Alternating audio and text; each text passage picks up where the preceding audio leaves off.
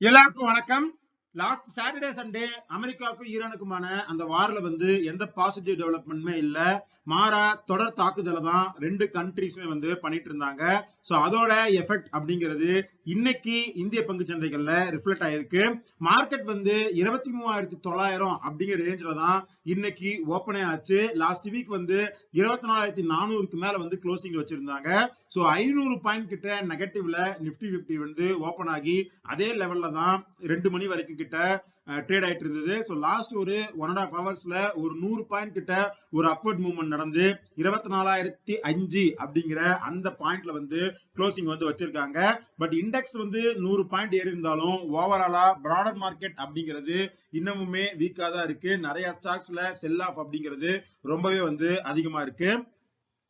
அடுத்து நாம கடந்த ஒரு 2-3 வீடியோஸ்ல பேசிட்டு இருக்க மாதிரி நிப்டி 50யோட ஒரு சரிவுக்கு சமீப காலமா காரணமா இருக்கிற இண்டெக்ஸ் அப்படின்னு பார்த்தோம்னா அது பேங்க் நிப்டி தான். லாஸ்ட் ஒரு 1.5 இயர்ஸா பேங்க் நிப்டி ஒரு பெரிய ரன்னை கொடுத்துருச்சு. ஆனா ரீசன்ட் டைம்ஸ்ல பேங்க்ஸ்னால அவங்களோட டெபாசிட்ஸை மொபிலைஸ் பண்ண முடியல. ஸோ கிரெடிட் காஸ்ட் ஏறிக்கிட்டே இருக்கு. நெட் இன்ட்ரெஸ்ட் மார்ஜின் பிரஷர்ல போயிட்டே இருக்கு. ஸோ இதனாலதான் பேங்க் நிப்டி அப்படிங்கிறது கடந்த ஒரு வாரத்துக்கு மேல பிரஷர்ல தொடர்ந்து இருக்கு.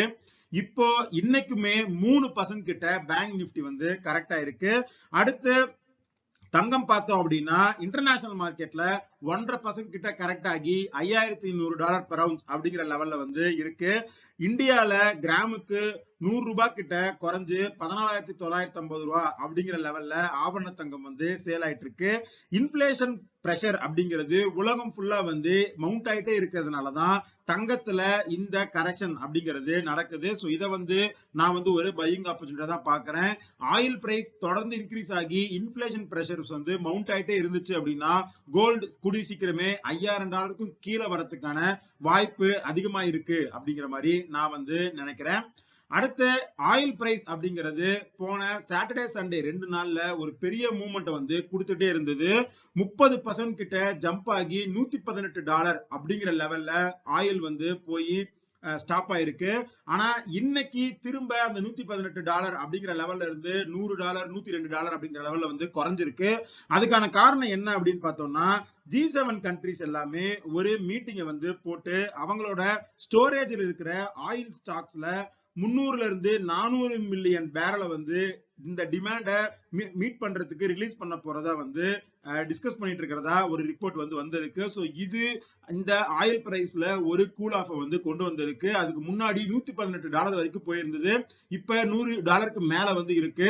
பட் இந்த ஸ்ட்ரெயிட் ஆஃப் ஹார்மஸ மூடி வச்சது அப்படிங்கிறது தொடர்ந்து ஒரு 2 வாரம் அப்படிங்கிற மாதிரி கண்டினியூ ஆச்சு அப்படின்னா உலகம் இதுக்கு முன்னாடி பார்க்காத வகையில ஆயில் ஷார்டேஜை பார்க்கும் அப்படிங்கிற மாதிரியான ரிப்போர்ட்ஸ் வந்திருக்கு. அது மட்டும் இல்லாம எக்ஸ்பர்ட்ஸ் என்ன சொல்றாங்க அப்படின்னா இந்த G7ஓட இந்த ரிலீஸ் அப்படிங்கிறது ஒரு ஷார்ட் டேர்ம் பிரச்சனையை சால்வ் பண்ணாலும் லாங் டேர்ம்ல இந்த பிரஷர் மவுண்ட் ஆயிட்டே இருந்துச்சு அப்படின்னா ஆயில் பிரைஸ் அப்படிங்கிறது பேரலுக்கு $150 வரைக்கும் போறதுக்கான வாய்ப்பு இருக்கு அப்படிங்கிற மாதிரி சொல்லியிருக்காங்க. IMF ஓட சீஃப் என்ன சொல்லியிருக்காரு அப்படின்னா வெஸ்ட் ஏசியாவோட இந்த ஆயில் சர்ஜ் அப்படிங்கிறது உலகம் ஃபுல்லா எல்லா கண்ட்ரீஸ்க்குமே இன்ஃபிளேஷனை அதிகப்படுத்தும் அப்படிங்கிற மாதிரி சொல்லியிருக்காரு. அது மட்டும் இல்லாம இந்த போர் முடிஞ்சது அப்படின்னாலுமே ஆயில் பிரைஸ்ல கூல் ஆஃப் அப்படிங்கிறது உடனே நடக்கிறதுக்கான வாய்ப்பு அப்படிங்கிறதும் கம்மி. ஏன்னா இந்த போர்ல இந்த ஆயில் இண்டஸ்ட்ரி ரிலேட்டடான இன்ஃப்ராஸ்ட்ரக்சர்ஸ் அப்படிங்கிறது அதிகமா பாதிக்கப்பட்டிருக்கு. சோ அதெல்லாம் சரி செஞ்சு ஆயில் ப்ரொடக்ஷனை இந்த வாருக்கு முன்னாடி இருக்கிற சிச்சுவேஷனுக்கு அவங்க பில் பண்ற வரைக்கும் ஆயில் பிரைஸ்ல பிரஷர் அப்படிங்கிறது தொடர்ந்து இருக்கிறதுக்கான வாய்ப்பு அப்படிங்கிறது அதிகமா இருக்கு. சோ இதனால இன்ஃபிளேஷன் அப்படிங்கிறது இந்த வருஷம் ஃபுல்லாவே அமெரிக்கா, இந்தியா இந்த மாதிரியான கண்ட்ரீஸ்ல அதிகமா இருக்கும் அப்படிங்கிற மாதிரி IMF ஓட சீஃப் வார்ன் பண்ணியிருக்காரு. இந்த ஆயில் பிரைஸோட அப் அப்படிங்கிறது இந்தியன் ருபி மேல பிரஷரை திரும்ப இன்க்ரீஸ் பண்ணிருக்கு. இந்த அமெரிக்காவுக்கும் இந்தியாவுக்குமான இந்த ட்ரேட் டீல் வந்துரும் அப்படிங்கிற மாதிரியான ஒரு பாசிட்டிவ் டிஸ்கஷன்ஸ் ஒரு மாசத்துக்கு முன்னாடி நடந்தப்ப 90 ரூபாய்க்கு கீழே திரும்ப ருபி கெயின் ஆகி போயிருந்தது. ஆனா இப்போ திரும்ப ஒரு ஆல் டைம் லோவை அடிச்சு அமெரிக்க டாலருக்கு எதிரான இந்திய ரூபாயின் மதிப்பு 92.33 ரூபாய் அப்படிங்கிற மாதிரி லெவல்ல வந்து இருக்கு. சோ இது வந்து எக்ஸ்போர்ட் பண்ற கம்பெனிஸ்க்கு வந்து பாசிட்டிவா இருக்கு. ஐடி செக்டர், பார்மா செக்டர் இந்த மாதிரி கம்பெனிஸ்க்கு. பட் ஆனா ஓவரால் எக்கானமிக்கு இந்த மாதிரி ரூபாயோட வீழ்ச்சி அப்படிங்கிறது ஒரு நெகட்டிவ் இம்பாக்ட் தான் வந்து கொடுக்குது. சோ இதுவுமே வந்து மார்க்கெட்ல ஒரு அடிஷனல் பிரஷரா வந்து இண்டெக்ஸை வந்து பாதிக்குது. அடுத்த ஸ்டாக் ரிலேட்டட் மூவ்மெண்ட் என்ன அப்படிங்கறத ஒன்னொன்னா பார்க்கலாம். இந்த க்ரூட் ஆயிலோட பிரைஸ் சர்ஜ் அப்படிங்கிறது ஆட்டோமேட்டிவ் இண்டஸ்ட்ரியிலையும் மெட்டல் இண்டஸ்ட்ரியிலையும் வந்து இன்னைக்கு ஒரு கரெக்ஷனை வந்து கொடுத்திருந்தது. ஆட்டோமொபைல் இண்டஸ்ட்ரியில பாத்தீங்க அப்படின்னா ஷேர்ஸ் எல்லாமே 5% கிட்ட கரெக்டா இருந்தது. அது மட்டும் இல்லாம புரோக்கரேஜ் ஆன எல்லாரும் வந்து என்ன சொல்லியிருக்காங்க அப்படின்னா கடந்த ஒரு 6 மந்த்ஸாவே ஆட்டோ இண்டஸ்ட்ரியோட பர்ஃபார்மன்ஸ் அப்படிங்கிறது ரொம்ப சூப்பரா இருந்தது. பட் ஆனா இப்போ இந்த ஆட்டோ இண்டஸ்ட்ரி வந்து நம்ம காஷியஸா தான் வந்து அப்ரோச் பண்ணணும். ஏன்னா குளோபல் லெவல்ல டிமாண்ட் குறையறதுக்கான வாய்ப்பு அப்படிங்கிறது இருக்கு அப்படிங்கிற மாதிரி அவங்களுமே வந்து சொல்லியிருக்காங்க. நாம முன்னாடி வீடியோஸ்ல பேசியிருக்கோம். பேங்க் நிஃப்டியும் ஆட்டோ இண்டெக்ஸும் ரெண்டுமே வந்து ஒரு பெரிய ரேலி வந்து கொடுத்துருச்சு. சோ இப்போதைக்கு அங்க வந்து ஒரு கரெக்ஷனோ இல்ல ஒரு கன்சால்டேஷனோ நடக்கிறதுக்கான வாய்ப்பு அப்படிங்கிறது அதிகமா இருக்கு அப்படின்னு. சோ அததான் எல்லாரும் வந்து இந்த ரிப்போர்ட்ல வந்து சொல்லியிருக்காங்க. இன்னைக்கு டாடா மோட்டார்ஸ் பேசஞ்சர் வெஹிக்கிள் வந்து ஒரு 5.5%, கமர்ஷியல் வெஹிக்கிள் செக்மெண்ட் வந்து ஒரு 5% வந்து கரெக்ட் ஆகி மார்க்கெட்ல ட்ரேட் ஆயிட்டு இருந்தாங்க. அடுத்து இந்த கன்சூமர் டியூரபிள்ஸ் பண்ற கம்பெனிஸ் வந்து இன்னைக்கு மார்க்கெட்ல பிரஷர்ல வந்து வந்திருந்தாங்க. அதுக்கான காரணம் என்ன அப்படின்னு பார்த்தோம்னா எல்பிஜியோட அந்த சப்ளைல வந்து ஒரு கன்ஸ்ட்ரெயின் வந்து வந்திருக்கு. சோ அதுக்கான டிமாண்ட் அப்படிங்கிறது பிக்கப் ஆயிருக்கு. இந்த கன்சூமர் டியூரபிள்ஸ் மேனுஃபேக்சரிங் ப்ராசஸ்ல எல்பிஜி அப்படிங்கிறது ஒரு நல்ல காம்பனன்ட். சோ அந்த காம்பனன்ட்ல ஒரு ஷார்டேஜ் வரும் அப்படிங்கிற அந்த பயத்துல பிஜி எலக்ட்ரோபிளாஸ்ட் அப்புறம் வந்து ஆம்பர் என்டர்பிரைசஸ் இந்த ஷேர் எல்லாமே 5ல இருந்து 10% கிட்ட கரெக்டா இருக்கு. பிஜி எலக்ட்ரோபிளாஸ்ட் பாத்தீங்க அப்படின்னா 15% கிட்ட கரெக்டா இருக்கு. இந்த ஷேரை பத்தி தனியா வந்து இந்த ஷேரோட பிசினஸ் மாடல் என்ன அப்படிங்கிற மாதிரி நம்ம சேனல்ல ஒரு வீடியோ போட்டிருப்போம். இந்த ஷேரை பத்தி தெரிஞ்சுக்கணும் அப்படின்னா அந்த வீடியோ வந்து செக் பண்ணி பாருங்க. பட் ஆனா இப்போதைக்கு இந்த செக்மெண்ட்ல வந்து ஒரு ஆப்பர்ச்சுனிட்டி இருக்கிறதா வந்து நான் பர்சனலா பார்க்கல. அடுத்த மீசோ ரீசெண்டா வந்து ஐபிஓ வந்து போட்டு மார்க்கெட்ல லிஸ்ட் ஆகி ரன் ஆயிட்டு இருந்த கம்பெனி. இந்த கம்பெனி ஐபிஓ போட்டிருந்தப்பயே நான் வீடியோல வந்து என்ன சொல்லியிருப்பேன் அப்படின்னா இது வந்து இப்பவுமே ஒரு லாஸ் மேக்கிங் கம்பெனியா தான் இருக்கு. சோ அதனால இந்த ஷேர்ல எந்த ஒரு ஆப்பர்ச்சுனிட்டி இருக்கிறதா வந்து நான் பார்க்கல அப்படிங்கிற மாதிரி சொல்லியிருப்பேன். இவங்க மார்க்கெட்ல லிஸ்ட் ஆகும்போது 170 ரூபா அப்படிங்கிற லெவல்ல லிஸ்ட் ஆனாங்க. அங்க இருந்து லிஸ்டிங் அப்புறம் மேல ஏத்தி 240 ரூபா வரைக்கும் கொண்டு போகிறாங்க. பட் அங்க இருந்து ஒரு கரெக்ஷன் அப்படிங்கறது ஆரம்பிச்சு இப்போ இன்னைக்கு மட்டுமே 10% கிட்ட கரெக்டா இருக்கு. அதுக்கான காரணம் என்ன அப்படின்னா இந்த கம்பெனிக்கு ஒரு 1500 கோடி வந்து இன்கம் டாக்ஸ் வந்து பே பண்ணும் அப்படிங்கிற மாதிரி ஒரு டிமாண்ட் நோட்டீஸ் வந்து போயிருக்கு அப்படிங்கிற மாதிரி வந்து நியூஸ் வந்து இருக்கு. சோ இந்த ஃபாலையும் சேர்த்தணும் அப்படின்னா 240 ரூபா கிட்ட இருந்த ஷேர் இப்போ 140 ரூபா கிட்ட வந்திருக்கு. இன்னமும் இந்த ஷேர்ல பிரஷர் அப்படிங்கிறது இருக்கும் அப்படிங்கறத என்னோட ஒரு ஒப்பீனியன். ஏன்னா இதுல இன்னமும் அவங்க ப்ராஃபிட் பண்ணல. சோ பிசினஸ் மாடல் ப்ராஃபிட் பண்ணாம இருக்கும்போது கம்பெனில நடக்கிற எந்த ஒரு நியூஸ்க்குமே ரியாக்ஷன் அப்படிங்கிறது ரொம்ப ஹெவியா இருக்கும். சோ அதுதான் மீசோ ஷேர்லயுமே நடந்திருக்கு. இப்பவுமே இந்த ஃபாலுக்கு அப்புறம் இந்த ஷேர்ல எந்த ஆப்பர்ச்சுனிட்டி இருக்கிறதா நான் வந்து பார்க்கல. அடுத்து இந்த க்ரூட் ஆயில் பிரைஸ் வந்து பயங்கரமா ஏறினதுனால பெட்ரோல் டீசல் பிரைஸ் வந்து கவர்மெண்ட் ஏத்துவாங்களா அப்படிங்கிற டிஸ்கஷன் வந்து போயிட்டு இருக்கு. இப்போ கவர்மெண்ட் என்ன சொல்லிருக்காங்க அப்படின்னா இப்போதைக்கு பெட்ரோல் டீசல் பிரைஸை வந்து ஏத்த போறது இல்ல. இந்த ஆயில் கம்பெனிஸ் தான் இந்த ஷாக்கை வந்து அப்சர்வ் பண்ணணும் அப்படிங்கிற மாதிரி கவர்மெண்ட் சைட்ல வந்து இன்டிமேட் பண்ணிருக்காங்க. இந்த நியூஸ்னால இந்த ஆயில் மார்க்கெட்டிங் கம்பெனிஸான பாரத் பெட்ரோலியம், ஹிந்துஸ்தான் பெட்ரோலியம் இந்த ஷேர் எல்லாமே 5%க்கு மேல இன்னைக்கு மார்க்கெட்ல கரெக்டா இருக்கு. இந்த ஷேர் கடந்த ஒரு வாரமா வந்து கரெக்ஷன் ஃபேஸ்ல இருந்தாலுமே டிவிடெண்டுக்காக மட்டும் தான் நான் வந்து இந்த ஷேரை கன்சிடர் பண்ணலாம் அப்படிங்கிற மாதிரி வாட்ச் லிஸ்ட்ல போட்டு வச்சிருக்கேன். பட் இந்த ஆயில் பிரைஸ் வந்து ஒரு லெவல் வரைக்கும் ஏறிட்டே இருந்துச்சு அப்படின்னா இந்த ஷேர்ல இன்னமும் கரெக்ஷன் வரதுக்கான வாய்ப்பு இருக்கு. சோ நல்ல என்ட்ரி பாயிண்ட்டுக்கு வெயிட் பண்ணிட்டு அதுக்கப்புறம் ஒரு பொசிஷனை பில்ட் பண்றது அப்படிங்கிறது தான் இந்த ஷேர்ல நான் வந்து முடிவு பண்ணிருக்கிற ஒரு விஷயமா இருக்கு. அடுத்து எல்என்ஜியோட அந்த சப்ளை ஃபியர்ஸ் வந்து திரும்ப இந்த கெயில், பெட்ரோநெட் இந்த ஷேர்ஸ் மேல இன்னைக்குமே பிரஷரை வந்து மவுண்ட் பண்ணிருக்கு. கெயில் வந்து கடந்த ஒரு வாரத்துல 10%, பெட்ரோநெட் எல்என்ஜி 12% கரெக்டா இருக்கு. சோ இது ரெண்டுலயுமே இப்போதைக்கு ஒரு கன்சால்டேஷன் ஆப்பர்ச்சுனிட்டி இருக்கிறதா தான் நான் வந்து பாக்குறேன். சோ கொஞ்சம் குவான்டிட்டிஸ் இந்த ரெண்டு ஷேர்லயுமே நான் வந்து இந்த ஃபால்ல அக்யூமுலேட் பண்ணிட்டு இருக்கேன். அடுத்து கெயில்ல ஒரு நியூஸ் இருக்கு. அவங்களோட டிஜிட்டல் இன்ஃப்ராஸ்ட்ரக்சரை பில்ட் பண்றதுக்காக ரயில்டெல் கூட ஒரு எம்ஓயு வந்து சைன் பண்ணிருக்கோம் அப்படிங்கிற மாதிரி அப்டேட் பண்ணிருக்காங்க. அடுத்து இந்த க்ரூட் ஆயில் பிரைஸோட இன்க்ரீஸ் அப்படிங்கிறது சிமெண்ட் ஸ்டாக்ஸை வந்து நல்லாவே வந்து பாதிச்சிருக்கு. அதுக்கான காரணம் என்ன அப்படின்னா இந்த சிமெண்ட் கம்பெனிஸ்க்கு பெட்கோக் அப்படிங்கிறது ஒரு ரா மெட்டீரியல். ஸோ அது வந்து இந்த க்ரூட் ஆயிலோட ஒரு பை ப்ராடக்ட் தான். ஸோ க்ரூட் ஆயில் பிரைஸ் ஏறும்போது அந்த பெட்கோக்கோட பிரைஸ் வந்து ஏறும், இன்புட் காஸ்ட் வந்து இன்க்ரீஸ் ஆகும் அப்படிங்கிறதுனால இந்த சிமெண்ட் ஷேர்ஸ் எல்லாமே வந்து கரெக்டா இருக்கு. அல்ட்ராடெக் சிமெண்ட் வந்து இன்னைக்கு 5% கிட்ட ஃபால் ஆயிருக்கு. பட் ஆனா இந்த செக்மெண்ட்ல இப்போதைக்கு எல்லாமே கொஞ்சம் வேல்யூவேஷன் அதிகமா இருக்கிற ஒரு ஷேர்ஸா தான் இருக்கு. எந்த ஷேர்லயுமே ஒரு நல்ல ஆப்பர்ச்சுனிட்டியோ என்ட்ரி பாயிண்டோ இருக்கிறதா வந்து நான் பார்க்கல. அடுத்து இந்த இந்துஸ்தான் யூனிலிவர் அவங்களோட ஐசிங் பிசினஸ் வந்து தனியா டீலிஸ்ட் பண்ணி மார்க்கெட்ல லிஸ்ட் பண்ணியிருந்தாங்க அந்த குவாலிட்டி வால்ஸ் அப்படிங்கறத.